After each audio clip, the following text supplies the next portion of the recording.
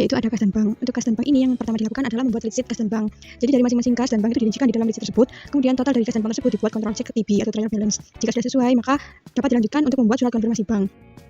Surat konfirmasi dari auditor akan dikirimkan kepada klien, kemudian dari klien akan dikirimkan ke bank tersebut dalam jangka waktu 2 minggu harus kembali. Jika sudah kembali, maka balasan surat konfirmasi dari bank tersebut direkap di lead sheet kas dan bank yang tertera di tabel-tabel sebelahnya, yaitu sudah disediakan untuk konfirmasi atau nominal yang kembali.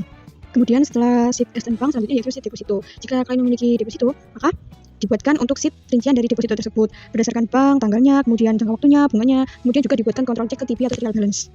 Akun berikutnya yaitu piutang. Untuk akun piutang, yang pertama dilakukan adalah menerima rincian piutang dari klien per 31 Desember 2025. Setelah mendapatkan rincian tersebut, maka saya melakukan kontrol cek untuk total keseluruhan piutang pada 31 Desember 2025. Selanjutnya, jika kontrol ceknya sudah selesai, maka dilanjutkan dengan merekap umur piutang pada samar agar bisa menghitung CKPN. Yang disadangkan adalah piutang yang berumur lebih dari 90 hari. Namun, jika klien memiliki penjelasan terkait piutang yang lebih dari 90 hari tersebut dengan bukti yang memadai, maka CKPN dapat dihitung sesuai konfirmasi dari klien, tentunya juga sesuai bukti yang ada, seperti bukti pembayaran atau janji pembayaran dari pihak ketiga, seperti itu. Selanjutnya yaitu setelah menghitung CKPN dilakukan sampling untuk mengirim surat konfirmasi. Jadi tidak semua piutang dikirim surat konfirmasi, tapi beberapa saja yang terkena sampling. Kemudian setelah sampling dilakukan, sudah terlihat piutang yang terpilih untuk dikirimkan konfirmasi biasanya yaitu 5 yang terbesar, 1 sampai 5 piutang yang terbesar. Kemudian dibuatkan surat konfirmasi dan dikirimkan kepada klien, kemudian klien mengirimkan ke pihak ketiga tersebut. Kemudian jika surat konfirmasi atau balasan itu sudah kembali, maka direkap di sheet konfirmasi piutang. Akun selanjutnya yaitu persediaan. Hal yang saya lakukan pertama adalah tentunya membuat lead sheet dan kontrol cek pada persediaan ke 1 Desember 2025. Setelah itu, saya juga melakukan kontrol cek pada rincian persediaan per 1 Desember 2025. Kemudian untuk merekap mutasi per 1 Desember 2025, yang pertama itu menggunakan data tarikan saat SO. Yang digunakan saat SO. Kemudian yang data yang digunakan kedua adalah setelah SO. Kemudian dimintakan mutasi selama saat SO dan ke 1 Desember. Jika ada mutasi maka dihitung apakah saldonya saat SO dan mutasi tersebut sesuai dengan saldo ke 1 Desember 2025. Jika terdapat selisih, maka harus dikonfirmasikan ke klien kenapa ada persediaan yang selisih tersebut. Berikut adalah kegiatan saya saat stock of name di perusahaan yang di bidang alas kaki. Selanjutnya yaitu beban dibayar di muka. Untuk langkah yang pertama yaitu saya melakukan lead sheet dan kontrol cek seperti akun-akun sebelumnya. Kemudian untuk beban dibayar di muka ini harus dilihat satu persatu rinciannya. Jika ada nominal yang melebihi materialitas, maka harus dilakukan vouching untuk mengetahui beban apa yang dibayar di muka pada tahun 2025 itu. Pada working paper saya kali ini, beban dibayar di muka itu yang di atas materialitas adalah mobil. Jadi perusahaan itu membeli aset tetap, tapi barangnya baru ada atau realisasinya di Januari 2026. Maka dilakukan jurnal penyesuaian untuk mengeluarkan nominal mobil tersebut. Akhirnya dari jurnal penyesuaian tersebut terciptalah akun baru yaitu uang muka aset tetap. Selanjutnya untuk akun aset tetap juga sama, yaitu membuat kontrol cek pada rincian aset tetap per 31 Desember 2025. Kemudian melakukan tes audit pada depresiasi pada tahun 2025. Kemudian membuat lead sheet dan kontrol cek aset tetap per 31 Desember 2025. Selanjutnya yaitu untuk mengolah semua aset tetap pada suatu perusahaan dilakukan yaitu flow aset tetap. Jadi saya membuat flow aset tetap yang terdiri dari saldo awal ini dari saldo akhir 2024, kemudian ada penambahan, pengurangan, maka terjadilah saldo akhir, yang artinya saldo aset tetap pada tahun 2025 tersebut. Selanjutnya selain membuat flow aset tetap, saya juga melakukan vouching. Vouching saya ini berdasarkan pemilihan dari partner. Yang dipilih dari partner adalah yang di atas materialitas. Kemudian pada aset tetap perusahaan tersebut memiliki aset dalam penyelesaian yang harus dilakukan vouching untuk melihat rincian pembelian apa saja yang dilakukan selama aset tersebut masih dalam proses atau renovasi. Selanjutnya yaitu akun utang, sama seperti pada akun piutang, saya melakukan kontrol cek pada rincian utang per 31 Desember 2025. Setelah dilakukan kontrol cek, maka dilakukan sampling pada utang. Untuk sampling yang terpilih akan dibuatkan surat konfirmasi. Kemudian surat konfirmasi tersebut akan dikirimkan ke klien dan klien akan mengirimkan ke pihak ketiga tersebut. Kemudian setelah balasan surat konfirmasi kembali, selanjutnya direkap ke sheet surat konfirmasi pada utang.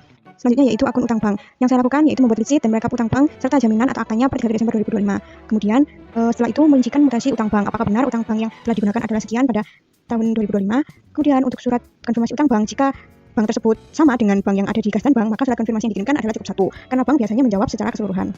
Selanjutnya pada bagian perpajakan, saya melakukan vouching pajak pada PPh 21, kemudian pada PPN dan pada PPh unifikasi seperti PPh 23 dan PPh 4E2.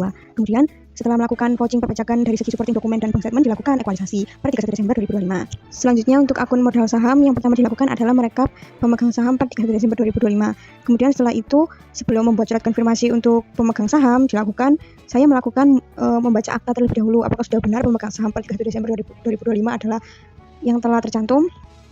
Setelah itu, jika sudah sesuai dengan akta, akan dikirimkan surat konfirmasi, dan jika surat konfirmasi tersebut kembali ke auditor, maka akan direkap di sheet pemegang saham atau balasan pemegang saham. Kemudian selain pemegang saham, saya juga melakukan rekap seluruh akta atau legalitas perusahaan tersebut. Jadi akta seperti perubahan nama, perubahan modal, atau apapun itu harus direkap atau didokumentasikan di working paper audit. Selanjutnya, pada akun penjualan dilakukan pembuatan lead sheet dan juga control check penjualan per 31 Desember 2025. Kemudian, dari rincian klien perihal penjualan dibuat control check setiap bulan, diperiksa apakah ada selisih atau tidak. Selanjutnya, jika sudah tidak ada selisih, maka langkah yang berikutnya adalah membuat sampling penjualan sebanyak 25 sampling. Setelah melakukan sampling, maka sampling tersebut akan dikirimkan ke klien dan dari auditor akan memintakan supporting dokumen. Kemudian dilakukan vouching pada sampling sebanyak 25 tersebut dari invoice, surat jalan, faktur pajak, dan juga bank statement. Apabila terdapat sampling yang tidak tercantum di bank statement, maka dimintakan konfirmasi ke klien apakah invoice tersebut dibayarkan dengan invoice lain. Jika iya, maka invoice lain tersebut harus diminta juga.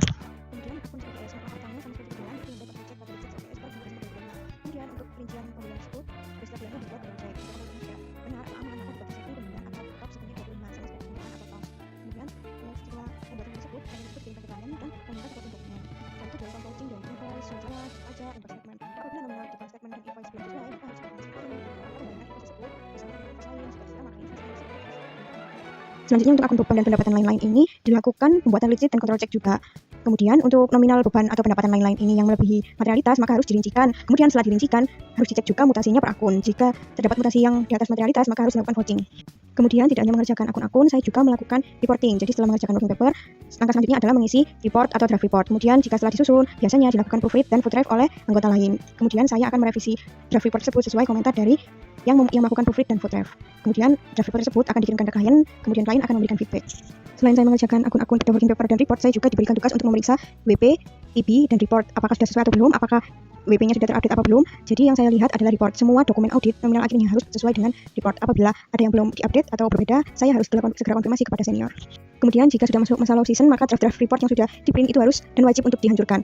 Pengalaman magang di KAP Manage dan Rekan memberikan banyak pembelajaran baru bagi saya, terutama mengenai bagaimana proses audit dilaksanakan secara langsung di dunia kerja. Selama magang, saya berkesempatan untuk terlibat dalam berbagai aktivitas audit dan memahami penerapan teori yang telah dipelajari selama perkuliahan. Saya juga belajar mengenai pentingnya penelitian, tanggung jawab, komunikasi, dan kerjasama dalam menyelesaikan pekerjaan. Saya mengucapkan terima kasih kepada seluruh tim KAP Manage dan Rekan, terutama senior-senior saya yang telah membimbing dan memberikan pengalaman yang sangat berharga selama kegiatan magang berlangsung.